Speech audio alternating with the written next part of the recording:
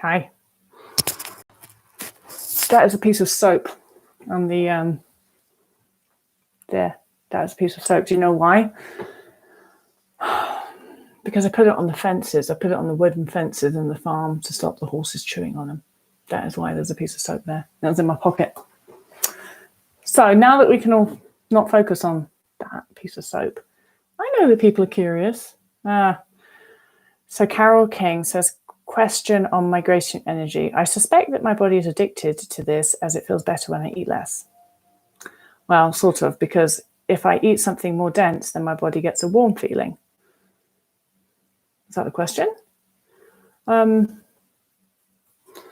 Nothing is, no feeling or thought or even process is to be straightforward. You can really enjoy that migration energy, and you can feel happy and warm when you eat some food.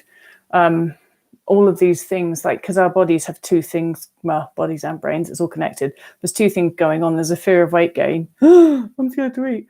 And, all of that sort of eating disorder, anorexia, migration response, whatever you want to call it, all of that bundle of stuff's going on. And at the same time, your body is a mammal and it's starving. And it's like, please eat many. I'll make you feel nice if you eat. But then, of course, you eat and your eating disorder's like, oh, it'll make you feel nice at all. So both of those things can be true, if that was the question. I'm not quite sure what the question was, but you got an answer. Alexander, how do I cover when I'm trans and I hate my body? I have autism, so I need routine.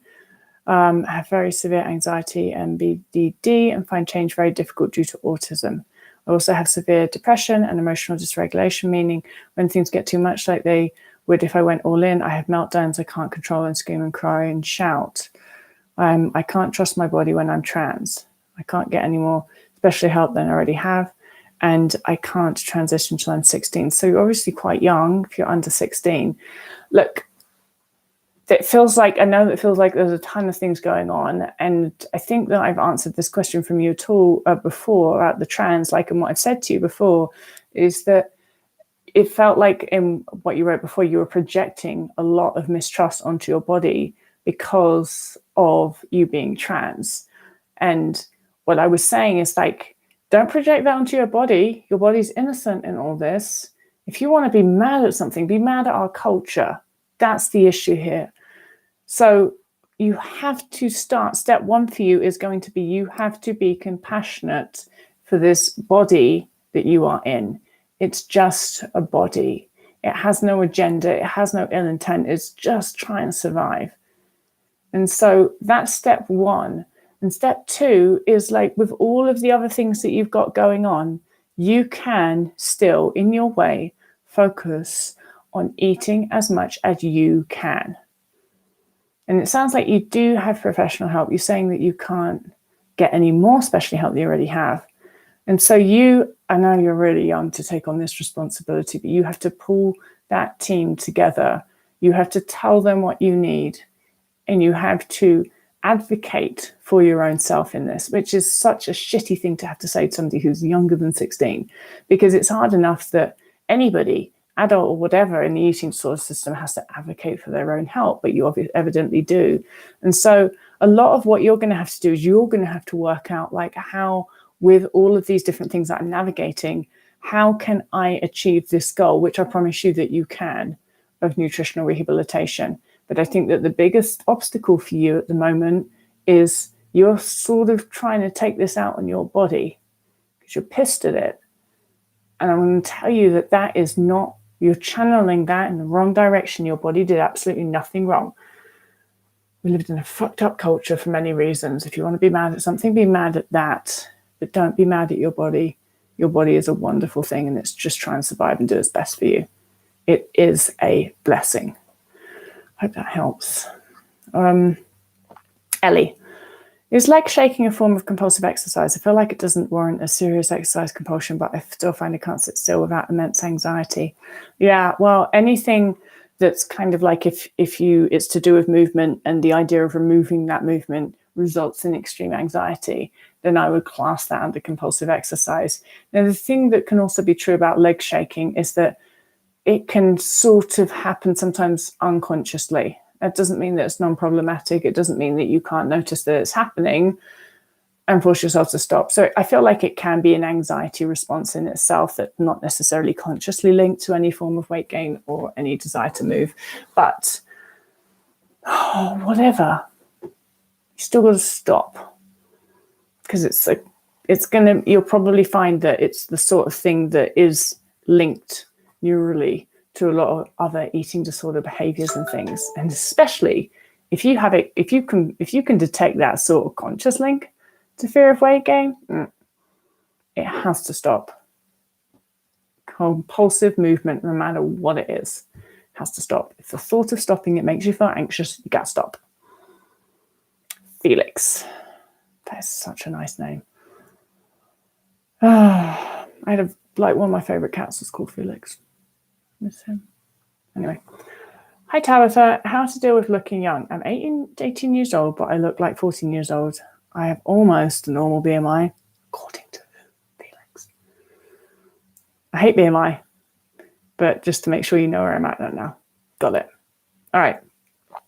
Well, eating disorders are they can, I guess, help us not mature, mostly mentally. Like most of us are really immature mentally when we have an eating disorder. The reason for that is because it makes you really self-obsessed.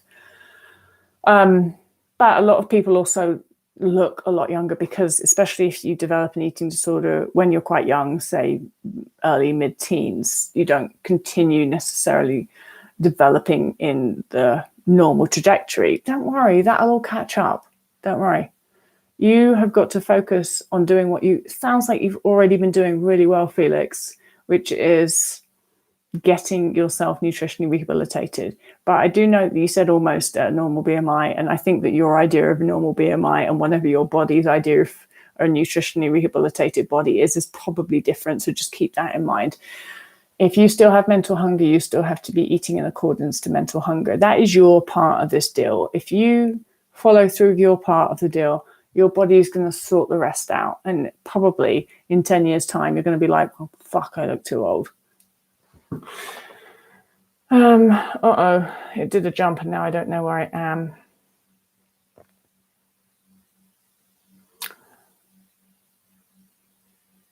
So Ellie says, how do you just stop? My head tries to convince me that I will implode and put on heaps of weight from sitting still.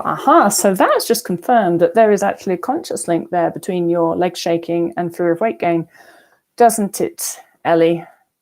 And that is the same as the answer to all the questions of how do you force yourself to do something that you're afraid of doing, which is what recovery is about, basically, is forcing yourself to do things that you're afraid of, terribly afraid of doing. This is going to be one of many things that you have to force yourself to do that you're afraid of doing. And so you may as well start here. And I promise you that if you are determined to stop that leg shaking, if you take away the option of not stopping the leg shaking, if you're like, I'm stopping, you will work out how to deal with the anxiety around stopping. You will work out how to do it. It's making the decision. Like I always say that people with eating disorders are the most determined, the most able people at overcoming things that they're afraid of, like ever. You have that ability wired in, I believe, to whatever the genetic package is. There's also is an ability, is the wired in there also is the ability to be badass. And so all you have to do is decide, I'm stopping it. And you will stop it. So stop it. Okay. Okay. Someone said to bed here. Hi, Tabitha. So Sierra says, I commented on one of your blog posts. Should I seek the help of a nutritionist if I'm intaking too much sodium or other nutrients? Really, what are the chances of going from anorexia to binge eating disorder? Well, I believe that binging is a response to restriction, whether it's termed binge eating disorder or whether it's termed anorexia. because when I had anorexia, I also binged and I also restrict. And every person that I've known who's had binge eating disorder has also restricted. So the only difference really for me that I've seen among these things is weight. Same symptoms, persons in different sized bodies. So we call it one thing for that person and another thing for that person. And so if like me, you're like, well, it's all the same thing, it's all the same eating disorder, what you're actually asking me is, how do I go from an eating disorder to an eating disorder? Well, the whole point of recovery is not going from an eating disorder to an eating disorder, from one restrictive eating disorder to another restrictive eating disorder. The whole point of recovery is to go from an eating disorder to not having an eating disorder. So I've forgotten what the question was now. Should I seek the help of a nutritionist if I'm eating too much sodium or other nutrients? No. Just eat. Just, you know what? Your body's going to work it out, I promise. It's just, our bodies are just really good at digesting stuff. What can I tell you? And it's kind of funny to me because that's the sort of shit I would have come up with when I had an eating disorder. Like, oh wow, I can't eat without restriction because I might intake too much sodium. And then it's just like, and then, you know, when I actually went into recovery, God knows how much fucking sodium I ate. Oh man, among a million other things, and huge amounts of everything. And guess what? Body worked it out. Well done, body. Because they're just really great at stuff like that. It's like, I know it's funny to think about, but these bodies can just be bodies and are really brilliant at it. And so I just feel like it's just such part of the sort of eating disorder orthorexia package to go for, like, pretend that your restrictive tendencies is to do with health. Oh, you know, I need to go and talk to a dietitian because I'm worried about my sodium intake, because I'm worried about my health, says the person that's been restricting food for however long and starving their body of, like, all the vital macronutrients. I was that person who's full of bullshit about, oh, I follow a low-fat diet because it's healthy. Everybody knows that low-fat is healthy. It's nothing to do with fucking health and everything to do with being afraid of weight gain. So I would sit there and I kid myself that I was being healthy when I was starving my body for years. It's the same with exercise. I'd be going on my stupid compulsive exercise walks and runs, and I'd tell everybody it was all about wanting to be healthy. It was nothing about wanting to be healthy. It was the opposite of healthy. My body hurt so badly, and I still kept doing it. But that is not healthy. That's fucking disordered. That is the opposite of health. That is like the anti-health. And so whenever your brain is trying to convince you that any, you know, restriction is about health and it's actually being worried about whatever nutrient plus or minus and all of that complicated stuff that we really don't even understand. And when I say we, I mean nutritional science. Not really. Just breathe and go, you know what? Ignorance is a bliss. Because honestly, sometimes it really is. Ignorance is a bliss. Just, there's so many things when it comes to our bodies we are absolutely ignorant about. I just do not know how my eyeballs work. I don't know how it works. I could probably look it up in a book. In fact, I think I have looked it up in a book before and I still don't get it because it's too fucking complicated. I do not know really how my blood system works. Like, I know that the blood carries oxygen and stuff, and then the oxygen goes places, but I still don't really understand how the air gets from the lungs into the bloodstream. I just don't. And you know what? I don't even need to know. My body's got this. My body has got eyeballs and blood and sodium and all the things. My body's got it. It does it brilliantly. So I just don't need to know. Ignorance is a bliss. And I used to know. I used to think I knew so much about nutrition. I've got like a flipping nutrition degree or qualification, whatever it was. I can't even remember at this point. And I don't know any of it anymore.